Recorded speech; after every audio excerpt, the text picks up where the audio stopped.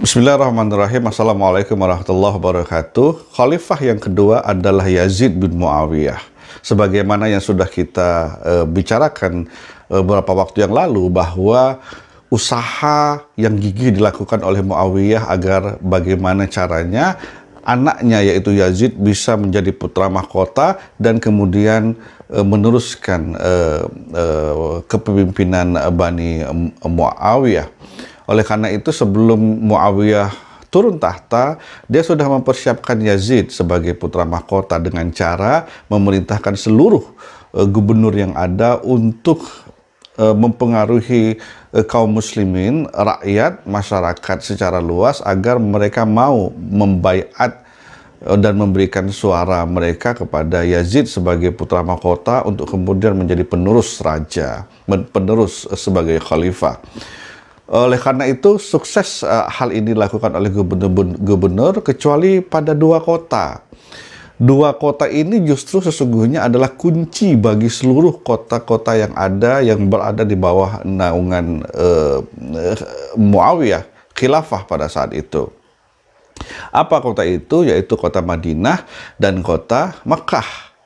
Nah, dari semua kota, dua kota ini yang susah untuk dirayu masyarakatnya, penduduk Makkah dan penduduk Madinah. Oleh karena itu, Muawiyah berencana turun sendiri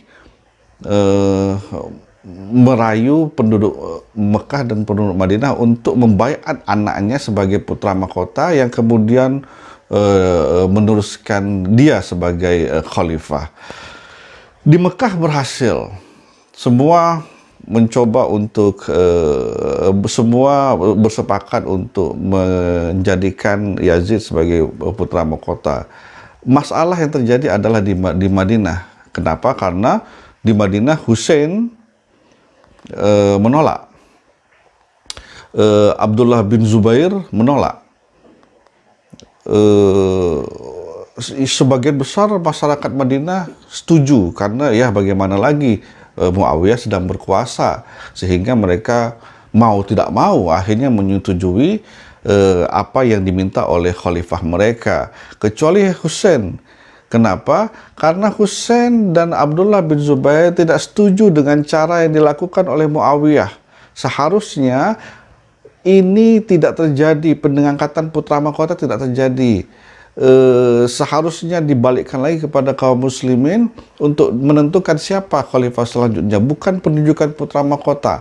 Karena menurut Hussein dan menurut Abdullah bin Zubair, cara-cara ini adalah cara-cara monarki yang tidak ada tuntunannya di dalam agama Islam, tidak pernah dicontohkan oleh Nabi dan sahabat-sahabat.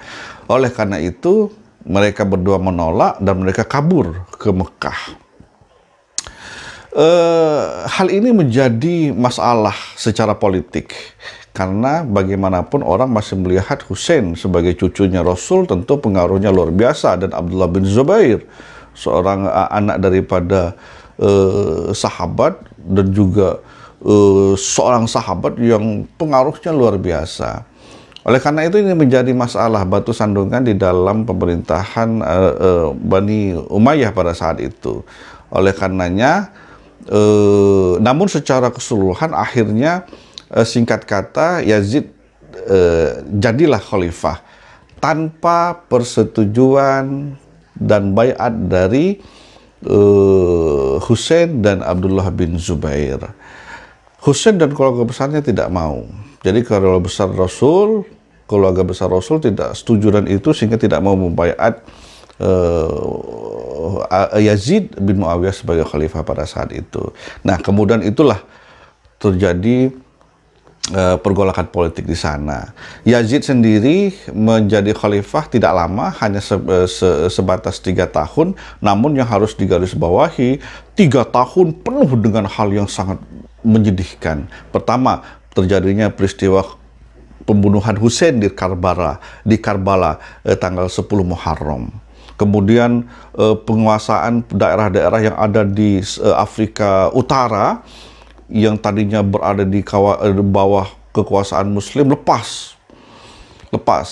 tidak berhasil dipertahankan, berhasil direbut oleh tentara barbar, oleh Bizantium, dan bahkan pulau Krate dan pulau Rhodes yang bagian Yunani itu juga lepas, sehingga pada masa Yazid kekuatan laut kaum muslimin hancur berantakan.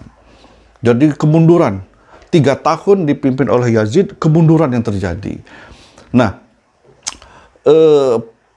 setelah terjadi Karbala juga demikian, terjadi kekacauan di Madinah dan di Mekah.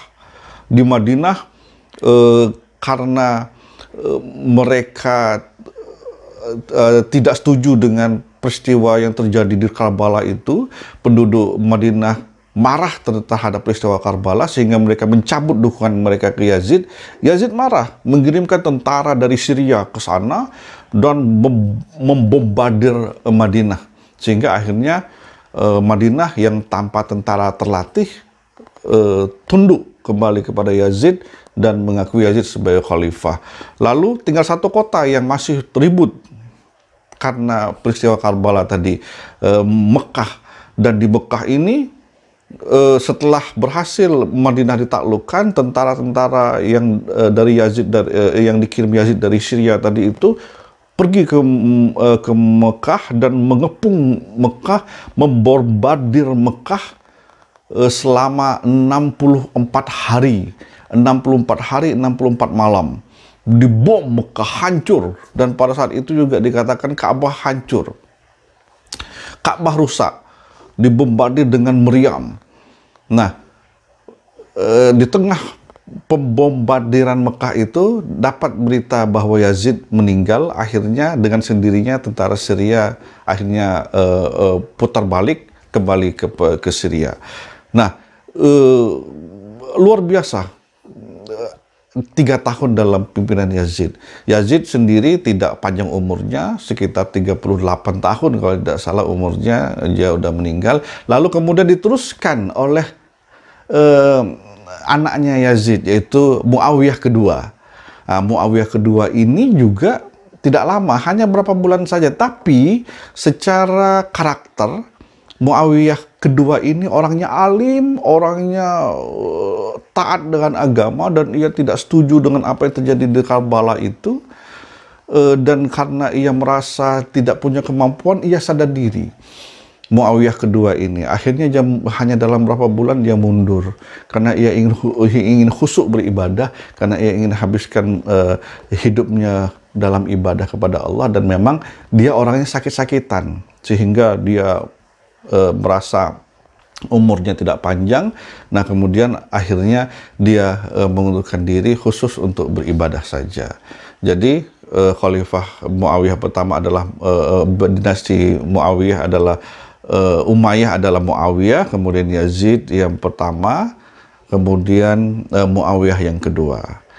Jadi pada masa Muawiyah kedua, kekuasaan Islam hancur, kekuatan laut Islam hancur, Ka'bah bahkan dibombardir, Mekah dibombardir, kekacauan terjadi di mana-mana hanya dalam 3 tahun kepemimpinan Yazid bin Muawiyah.